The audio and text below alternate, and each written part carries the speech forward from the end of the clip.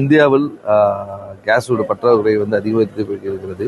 மத்திய அரசு இதை மறுப்பு தெரிவித்து இருக்கிறார்கள். அதாவது தட்டுப்பாடு இல்லை என்று கூறிக்கொண்டிருக்கிறார்கள். ஆனால் களம் நிலவரம் எப்படி இருக்குதுன்னா ஒவ்வொரு இடத்திலும் தட்டுப்பாடுகள் அதிகரித்தே வருகிறது. பல இடங்களில் ஹோட்டல்களை மூட வேண்டிய சூழ்நிலைகள் வந்துருக்கிறது. கேஸுக்கு பதில் அடுப்பு விறகு வைத்து இப்போ சமைக்கக்கூடிய நிலை உள்ளது. பெட்ரோல் பங்குகள் பார்த்தீங்கன்னா கூட்டம் அலைமோதி கொண்டு இருக்கிறது. ஏன்னா தட்டுப்பாடு வரும் என்ற எச்சத்தில் அரசு உடனடியாக இதற்கு ஒரு தீர்வு காண வேண்டும். தட்டுப்பாடு இல்லை என்பதை உறுதிப்படுத்த வேண்டும். இல்லாட்டி பாராளுமன்றத்தில் எங்களை இது சம்பந்தம் பேசுவதற்கு அனுமதிக்கவில்லை.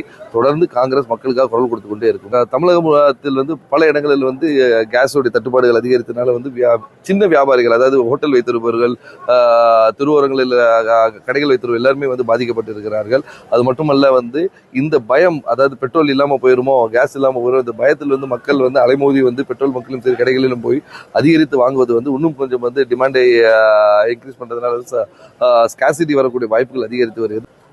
மத்திய அரசு உடனடியாக இதற்கு தீர்வு காண வேண்டும். இல்லாட்டி இது மிகப்பெரிய ஒரு கஷ்டத்துக்கு போய்விடும். பாராளுமன்றத்தில் நாங்கள் குரல் எழுப்ப நினைத்தால் மத்திய அரசு தொடர்ந்து எங்களை தடுத்து கொண்டே இருக்கிறது. நேற்று கூட ராகுல் காந்தி அவர்கள் பாராளுமன்றத்தில் இதை பற்றி பேச முயன்ற போது மத்திய அரசு சபாநாயகர் அதை தடுத்து நிறுத்தினார்.